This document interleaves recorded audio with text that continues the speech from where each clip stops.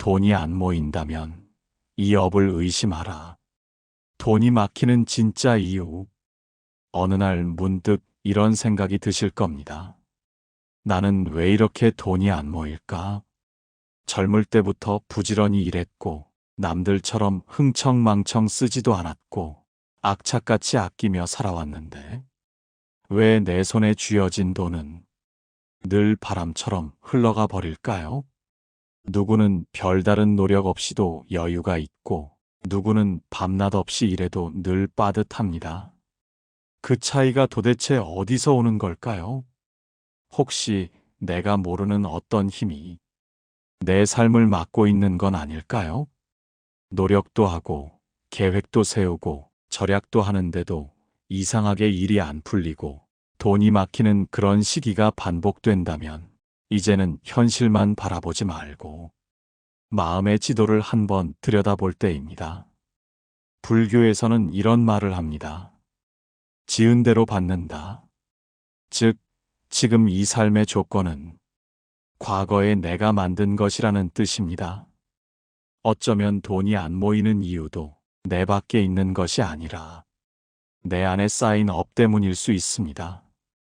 우리는 흔히 재물을 단순한 경제 문제, 노력의 성과로만 보지만 부처님께서는 재물 또한 인연 따라 움직인다고 하셨습니다. 그 인연은 지금 이 순간의 행동뿐 아니라 우리가 쌓아온 마음의 습관, 말의 힘, 그리고 과거의 행위와도 깊은 관계가 있습니다. 만약 지금 당신의 삶에서 돈이 막히고 있다면 이 이야기는 단순한 재테크 이야기가 아닙니다. 돈이 흐르지 않는 근본적인 이유, 그 실마리를 불교적 지혜에서 찾아보려는 여정입니다. 당신의 삶에 다시 돈이 흐르길 바랍니다. 그 흐름이 단지 물질의 풍요가 아니라 마음의 자유로움으로 이어지기를 바랍니다. 지금부터 우리는 돈이라는 화두를 통해 자신의 삶을 깊이 들여다보고 그동안 알지 못했던 업의 그림자를 만나게 될 것입니다. 1장. 돈과 업. 재물도 인연 따라 움직인다. 돈은 내가 벌어야지 누가 벌어주나? 많은 사람들이 그렇게 말합니다. 맞습니다. 돈은 그냥 생기지 않습니다. 하지만 이렇게 열심히 사는데도 왜 누구는 모이고 누구는 새어나갈까요? 누구는 비슷한 조건에서도 풍요로운 삶을 살고 누구는 늘 빈 주머니를 쥐고 살아갈까요? 불교에서는 재물 또한 업의 결과라고 말합니다. 단지 지금 이 순간의 행동만이 아니라 과거의 마음과 행위가 씨앗이 되어 지금의 경제적 현실로 열매 맺는다는 뜻입니다. 부처님은 이렇게 말씀하셨습니다. 사람은 지은 업을 따라간다. 그것은 그림자가 형체를 따르듯 피할 수 없다. 이 말은 단순한 도덕 교훈이 아닙니다. 이 말 속에는 보이지 않는 흐름, 곧 인연의 법칙이 담겨 있습니다. 우리가 만나는 돈은 결코 우연히 흘러드는 것이 아닙니다. 그 돈은 인연을 따라 우리에게 옵니다. 그리고 그 인연의 밑바탕에는 마음의 상태가 있습니다. 탐욕이 많고 인색한 사람은 잠깐은 돈을 벌 수 있어도 그 돈은 오래 머물지 않습니다.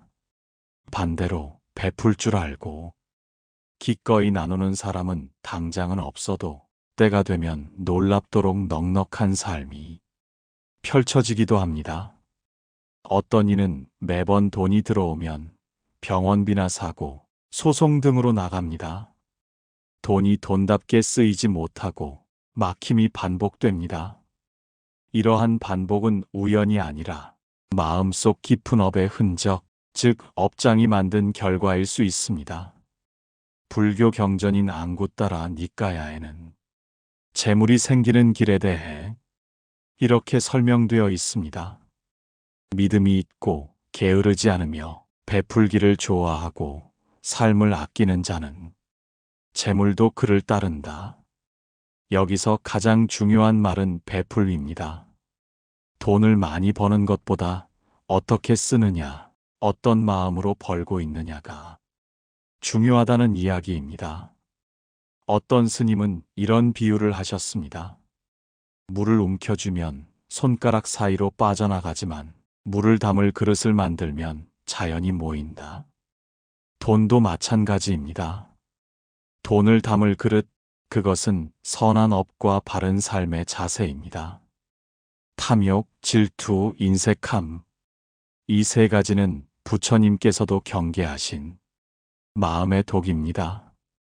이 마음은 눈에 보이지 않지만 우리가 만나는 인연과 기회, 재물의 흐름을 막는 아주 강력한 장애물입니다.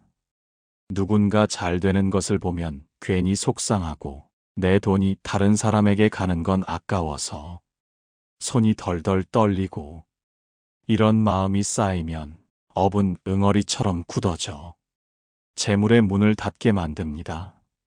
이런 마음을 알아차리고 조금씩 내려놓는 연습, 그것이 바로 돈이 다시 흐르게 만드는 수행입니다. 돈은 원래 가만히 있지 않습니다. 사람을 따라 흐르고 마음을 따라 움직입니다. 욕심으로 붙잡으면 도망가고 지혜와 자비로 대하면 스스로 다가옵니다. 돈을 너무 욕망하면 그 욕망이 업이 되고, 돈을 올바르게 다루면 그것이 복이 됩니다. 돈을 따라가려 하지 마십시오. 마음을 다스리십시오. 그러면 어느 순간 돈이 당신을 따르기 시작할 것입니다. 다음 장에서는 당신의 삶을 지배하고 있는 숨겨진 업의 흔적을 함께 살펴보겠습니다. 혹시 지금 당신을 가난하게 만드는 그 업은 이미 오래전부터 당신 곁에 있었던 것은 아닐까요? 2장. 당신의 삶은 어떤 업을 따르고 있는가? 당신은 혹시 이런 경험이 있으신가요?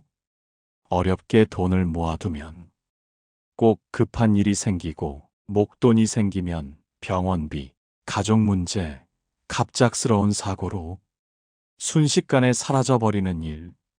마치 내 삶은 돈이 머물지 않는 그릇 같다고 느껴질 때가 있지요. 그럴 때 사람들은 흔히 운이 나쁘다고 합니다. 하지만 불교에서는 묻습니다. 그 흐름을 만든 것은 누구인가?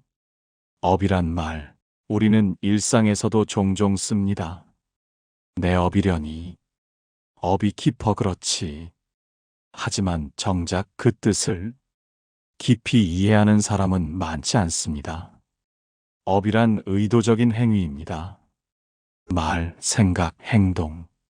내가 의도를 담아 만든 모든 것이 업이 됩니다. 그리고 그 업은 사라지지 않고 시간이 지나 열매를 맺습니다. 부처님께서는 이렇게 말씀하셨습니다. 업은 주인이다. 업은 상속자여. 업은 태어난 곳이다. 업은 의지처이며 업은 친척이요. 업은 우리가 받는 모든 것의 근원이다. 내가 겪는 삶의 조건, 그 중에서도 재물의 흐름 역시 업의 법칙에서 자유롭지 않습니다. 어떤 사람은 번번이 투자에 실패합니다. 처음에는 우연 같지만 시간이 지나면 알게 됩니다. 왜 나는 늘 잘못된 선택을 하는가? 어떤 사람은 돈이 생기면 반드시 어디론가 새어나갑니다. 병원, 사고, 인간관계, 도둑맞음. 이유는 매번 다르지만 결과는 같습니다. 이처럼 패턴이 반복된다면 그건 운이 아니라 업의 발현일 수 있습니다. 특히 경제적으로 어려운 삶이 반복될 때는 내가 과거에 어떤 방식으로 돈을 다뤘는가를 돌아보아야 합니다. 불교에서는 업을 씨앗에 비유합니다. 언제 싹을 틔울지는 모르지만 반드시 열매를 맺습니다. 만약 과거에 타인을 속여 이익을 취한 업, 혹은 도둑질, 사기, 강제적인 이익 추구 같은 행위를 지었다면 그 업은 지금 신뢰받지 못하는 사람, 돈이 흘러오지 않는 삶으로 드러날 수 있습니다. 또한 극단적인 인색함, 즉 필요한 사람을 도우려 하지 않고 정당한 지불도 아까워하며 나눔 없이 쌓기만 했던 삶도 현재의 막힘으로 이어질 수 있습니다. 업은 단지 죄의 대가가 아닙니다. 업은 내가 만들어 놓은 에너지의 흐름입니다. 그 흐름이 지금 어디로 향하고 있는지를 살펴야 합니다. 업은 무섭지만 동시에 희망이기도 합니다. 왜냐하면 업은 바꿀 수 있기 때문입니다. 지금 이 순간부터 내가 짓는 마음과 행위가 새로운 업을 만들고 새로운 삶을 설계할 수 있다는 뜻입니다. 그 첫걸음은 바로 알아차림입니다. 나는 지금 어떤 경제적 패턴을 반복하고 있는가? 이 흐름이 어디서 비롯된 것일까? 마치 등불을 켜듯 자신의 삶을 정직하게 들여다보는 순간, 우리는 어두운 업의 그림자에서 벗어나 새로운 인연을 만들기 시작하는 것입니다. 다음 장에서는 그 어두운 업의 흔적, 즉 업장이란 무엇이며 그것을 어떻게 걷어낼 수 있는지, 돈의 흐름을 다시 여는 불교 수행법과 함께 살펴보겠습니다. 3장. 업장을 소멸하면 재물의 길이 열린다. 왜 내 삶은 이렇게 자꾸 꼬일까? 왜 돈만 생기면 꼭 무슨 일이 터질까? 나는 돈 복이 없는 팔자인가? 이런 말 한 번쯤 해보셨을 겁니다. 노력도 했고, 계획도 세웠고, 절약도 했지만 무엇인가 보이지 않는 벽이 앞을 가로막는 느낌. 그 정체는 바로 업장일 수 있습니다. 업장이란 무엇인가? 업장이란 말 그대로 업으로 인한 장애입니다. 내가 지은 업의 흔적이 마음의 얼룩처럼 남아 삶의 길을 가로막는 장애로 작용하는 것입니다. 예를 들어 과거에 누군가에게 큰 상처를 주었다면 그 죄책감은 무의식에 쌓여 자기 파괴적 선택으로 나타나기도 하고, 타인을 속였던 업은 불신의 인연으로 되돌아오기도 합니다. 업장은 단순한 기억이 아니라 마음 깊은 곳에 남은 에너지의 흔적입니다. 그 흔적이 삶의 흐름을 비틀고 특히 재물의 흐름을 막는 경우가 많습니다. 막힌 돈의 흐름, 그 뿌리는 마음에 있다. 어떤 사람은 돈만 생기면 불안해합니다. 기쁨보다 두려움이 먼저 밀려오지요. 이 돈도 곧 사라지겠지. 내가 이걸 감당할 자격이 있을까? 이런 생각이 반복되면 돈은 머물지 못하고 사라집니다. 왜냐하면 돈이 아니라 마음이 돈을 거부하고 있기 때문입니다. 이것이 바로 업장이 작동하는 모습입니다. 또 어떤 사람은 과거에 나쁜 방식으로 돈을 얻은 기억 혹은 돈으로 인해 가족이 무너졌던 경험이 자신도 모르게 돈을 멀리하게 만드는 업장으로 자리 잡기도 합니다. 이처럼 업장은 단지 과거의 죄가 아니라 현재의 삶을 결정하는 보이지 않는 발목입니다. 그렇다면 어떻게 이 업장을 걷어낼 수 있을까요? 부처님께서는 업장을 소멸하는 첫 걸음으로 참회를 말씀하셨습니다. 진심 어린 참회는 마음의 독소를 씻어내고 새로운 인연의 씨앗을 심는 정화의 시작입니다. 스님들께서는 자주 108배 수행을 권합니다. 하루에 108번 절을 하며 내가 지은 업을 돌아보고 잘못된 말과 생각, 행동을 참회하는 이 수행은 업장의 먼지를 하나씩 닦아내는 소중한 시간이 됩니다. 한제가 불자는 이렇게 말했습니다. 108배를 꾸준히 하니 이상하게도 억지로 안 되던 일들이 술술 풀리기 시작했습니다. 물론 단순한 미신이 아닙니다. 마음이 달라지니 행동이 바뀌고 행동이 바뀌니 삶이 풀리기 시작한 것입니다. 업장을 없애는데 큰 돈이 드는 것도 아니고 복잡한 의식이 필요한 것도 아닙니다. 진심을 담아 매일의 삶에서 선한 말, 따뜻한 행동, 정직한 선택을 하는 것. 이것이 업장을 녹이는 가장 강력한 수행입니다. 사소해 보여도 기부 한 번, 남의 슬픔에 따뜻한 한마디, 화를 참는 연습, 이 모든 것이 업장의 때를 씻는 약이 됩니다. 불교는 말합니다. 물 한 방울이 항아리를 채운다. 지금 내가 하는 작은 실천들이 내 인생을 다시 흐르게 하는 선업의 씨앗이 됩니다. 지금 당신에게 필요한 것은 복권도 기적도 아닙니다. 그저 마음을 씻고 업장을 걷어내는 작은 실천입니다. 그것이 당신 삶에 다시 돈의 흐름, 그리고 평안한 마음의 길을 열어줄 것입니다. 다음 장에서는 말 한마디, 생각 하나가 업이 되는 과정을 살펴보겠습니다. 어쩌면 지금의 가난은 당신의 말버릇과 생각버릇 때문일 수도 있습니다. 4장. 돈이 막히는 사람의 말버릇, 생각버릇. 나는 원래 돈복이 없어. 돈은 나 같은 사람과는 인연이 없지. 부자는 다 뭐 수상한 데서 돈 번 거야. 돈이 많으면 오히려 불행해져. 혹시 이런 말을 무심코 입에 달고 살고 있지는 않으신가요? 이 말들은 그냥 푸념 같지만 불교적 관점에서 보면 그 자체가 업입니다. 말과 생각은 씨앗이고 그 씨앗은 반드시 현실이라는 열매로 자라납니다. 불교에서는 생각으로 지은 업을 염업이라 부릅니다. 눈에 보이지 않지만 가장 깊고 빠르게 현실을 바꾸는 강력한 에너지입니다. 우리가 매일 반복하는 생각, 특히 부정적이고 비관적인 생각들은 무의식 속에 뿌리를 내려 삶의 방향을 결정하는 보이지 않는 조종자가 됩니다. 나는 돈을 벌어도 결국 다 잃게 돼. 나는 투자하면 망할 것 같아. 돈이란 건 결국 불행을 가져와. 이런 생각을 반복하면 당신은 스스로 돈을 피하고 기회가 와도 잡지 못하며 있는 돈마저 흘려보내는 선택을 하게 됩니다. 이처럼 생각 하나가 삶의 방향을 바꿉니다.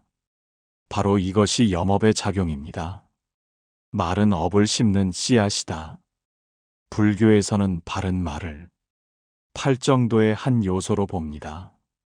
그만큼 말의 힘은 크고 그 말은 업의 씨앗이 됩니다. 가난을 입에 달고 살면 그 말은 현실을 가난하게 만듭니다. 돈을 나쁜 것으로 말하면 당신의 삶은 돈을 두려워하게 됩니다. 한 수행자는 이런 이야기를 했습니다. 가난하다는 말을 끊고 감사하다는 말만 반복했더니 정말 신기하게도 형편이 조금씩 나아졌습니다. 말이 바뀌면 마음이 바뀌고 마음이 바뀌면 행동이 달라지고 행동이 달라지면 현실이 변합니다. 이것이 바로 불교적 언어 수행의 힘입니다. 부정적인 말을 의식적으로 줄이기. 돈 없어 대신 조금 부족하지만 괜찮아. 나는 운이 없어 대신 나에게도 좋은 인연이 오겠지. 감사의 말을 자주 하기. 고맙습니다. 덕분입니다. 참 다행입니다. 이런 말들은 복을 부르고 업장을 가볍게 합니다. 마음에 복을 심는 말 습관. 나는 돈을 지혜롭게 다룬다. 돈은 좋은 일에 쓰기 위해 나에게 온다. 나의 삶은 점점 넉넉해진다. 이런 말은 그냥 주문이 아닙니다. 마음에 복을 심는 염업의 씨앗입니다. 부처님이 가르치신 바른 말, 바른 생각. 팔정도의 첫 걸음은 바른 견해, 그리고 바른 말, 바른 생각입니다. 부처님께서는 말과 생각이 우리를 괴롭히기도 하고 해탈로 이끌기도 한다고 하셨습니다. 그만큼 내가 어떤 말을 하고 어떤 생각을 품느냐는 곧 내가 어떤 삶을 살아가느냐와 직결됩니다. 지금 이 순간 당신의 입에서 어떤 말이 흘러나오는지, 당신의 마음 속에 어떤 생각이 맴도는지 가만히 돌아보십시오. 그 안에 바로 당신의 재물의 흐름, 당신의 복과 업의 방향이 들어 있습니다. 다음 장에서는 부처님께서 말씀하신 부자의 조건, 즉 돈이 머무는 사람들의 마음과 삶의 자세에 대해 함께 살펴보겠습니다. 5장. 부처님이 말씀하신 부자의 조건. 많은 사람들이 부자가 되기를 원합니다. 그러나 정작 어떤 부자가 되어야 하는지, 무엇이 진짜 부의 조건인지에 대해 깊이 생각해보는 이는 드뭅니다. 우리는 종종 이렇게 말하곤 합니다. 돈 많은 사람이 다 잘 사는 건 아니지. 부자라고 해서 마음까지 넉넉한 건 아니야. 그 말은 맞습니다. 왜냐하면 불교에서 말하는 부자는 단지 재산이 많은 사람이 아니라 복이 머무는 삶을 사는 사람을 의미하기 때문입니다. 부처님께서는 어느 날 재물을 바르게 모으고 쓰는 길에 대해 묻는 제자들에게 이렇게 말씀하셨습니다. 이 네 가지가 있는 이는 부유하다고 할 수 있다. 믿음, 계율, 보시, 지혜. 즉 믿음, 계율, 나눔, 지혜, 이 네 가지가 갖추어진 사람을 참된 부자라 하셨습니다. 이 네 가지는 단지 마음의 덕목이 아니라 재물이 오래 머무는 그릇이기도 합니다. 믿음은 단지 종교적 신념만을 뜻하지 않습니다. 여기서 말하는 믿음은 올바른 삶에 대한 확신, 그리고 자기 삶의 방향에 대한 믿음입니다. 믿음을 가진 사람은 어떤 상황에서도 중심을 잃지 않고 돈을 좇기보다 자신의 길을 따릅니다. 그런 사람에게는 돈이 수단이 되며 복이 따라오는 삶이 열립니다. 돈은 칼과도 같습니다. 잘 다루면 유익하지만 잘못 다루면 해가 됩니다. 계율은 바로 돈을 바르게 다루는 힘입니다. 부당한 방법으로 이익을 취하지 않고 남의 것을 탐하지 않으며 탐욕과 거짓 없이 살아가는 삶. 이런 사람은 설사 가진 것이 적어도 그 삶에서 돈이 복으로 작용합니다. 부처님은 수없이 말씀하셨습니다. 보시는 복의 근원이다. 부자는 벌 수 있어야 하지만 그보다 더 중요한 것은 쓸 줄 아는 것, 그리고 나눌 줄 아는 것입니다. 단 1,000원이라도 도움이 필요한 이에게 기꺼이 내놓는 마음, 그 마음이 바로 복을 부르는 보시의 씨앗입니다. 나눌 줄 아는 사람에게는 돈이 자꾸 들어옵니다. 왜냐하면 그 돈은 모두에게 이로움을 주는 통로가 되기 때문입니다. 마지막으로 지혜. 지혜 없는 분은 스스로를 해치기 쉽습니다. 부처님은 말씀하셨습니다. 어리석은 자는 아무리 돈을 많이 가져도 그 돈에 휘둘린다. 지혜로운 이는 적은 재물로도 만족을 알고 바르게 사용한다. 지혜는 돈을 복으로 바꾸는 기술입니다. 그것은 많이 아는 것이 아니라 마음의 중심을 아는 것, 삶의 우선순위를 아는 것입니다. 불교에서 부는 혼자 잘 사는 것이 아닙니다. 그 부가 세상에 이익을 주는가, 다른 사람에게 평안을 나누는가, 그것이 진정한 부의 기준입니다. 어떤 이는 돈은 많지만 늘 불안해하고, 어떤 이는 많지 않아도 깊은 안정감과 만족 속에 살아갑니다. 이 차이는 돈의 크기가 아니라 마음의 넓이에서 비롯됩니다. 이제 스스로에게 물어보십시오. 나는 어떤 부자가 되고 싶은가? 돈이 쌓이는 사람이 아니라 복이 머무는 사람, 인연이 깃드는 사람, 지혜로 돈을 다루는 사람이 되고 싶은가? 다음 장에서는 이 지혜의 힘이 실제로 어떻게 재물을 불러들이는지를 살펴보겠습니다. 지혜가 없는 재물은 흘러가고 지혜가 있는 사람은 재물이 따라온다는 부처님의 말씀처럼 이제 우리는 지혜로운 재물의 길로 들어가야 할 때입니다. 6장. 재물은 지혜 따라 모인다. 돈은 많아도 늘 불안합니다. 남들보다 열심히 사는데도 왜 이렇게 살기가 빠듯할까요? 돈을 벌면 뭐합니까? 자꾸 나가버리는데요. 이런 이야기를 하시는 분들이 많습니다. 단순히 소득이 낮아서가 아닙니다. 바로 돈을 다룰 줄 아는 지혜가 부족하기 때문입니다. 불교에서는 말합니다. 재물은 노력만으로 쌓이지 않고 지혜 따라 모인다. 이 말 속에는 깊은 수행의 의미가 담겨 있습니다. 어리석은 자는 재물을 흘리고 지혜로운 자는 쌓는다. 부처님께서는 이런 말씀을 하셨습니다. 어리석은 자는 금을 얻어도 번민하고 지혜로운 자는 구슬 하나로도 안락을 누린다. 많은 돈을 벌었다고 해서 풍요롭고 편안한 삶이 보장되지는 않습니다. 어리석은 사람은 돈을 써야 할 곳과 버려야 할 것을 구분하지 못하고 끝없는 욕망에 휘둘립니다. 반면 지혜로운 사람은 작은 돈도 가치 있게 사용하고 자기 삶을 가볍고 단단하게 만듭니다. 이 차이는 지식이 아니라 지혜에서 비롯됩니다. 계획 없이 흘려보내는 돈, 마음의 혼란이 만든 결과 나는 왜 이렇게 돈이 안 모이지? 그 원인을 잘 들여다보면 경제적 계획의 부재, 그리고 즉흥적인 소비 습관이 있는 경우가 많습니다. 그 바탕에는 마음의 혼란이 있습니다. 불안해서, 외로워서, 인정받고 싶어서 물건을 사고 쌓고 과소비하게 됩니다. 즉, 마음의 빈틈이 지갑을 열게 하는 것입니다.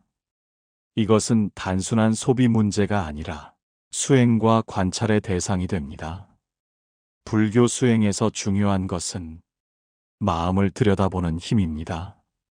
지혜로운 사람은 자신의 소비와 선택을 돌아보며 그 안에 있는 감정과 욕망을 알아차립니다.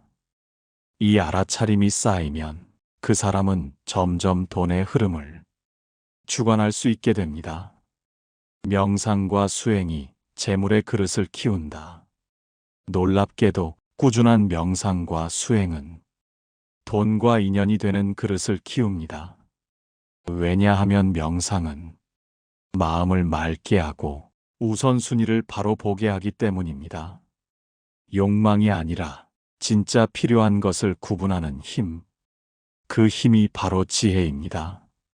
한 수행자는 이렇게 말했습니다. 예전엔 돈이 생기면 마음이 먼저 흥분했고 쓸 곳만 떠올랐습니다. 지금은 돈이 들어오면 잠시 숨을 고르고 어디에 쓰면 이 돈이 좋은 인연으로 이어질지를 먼저 생각합니다.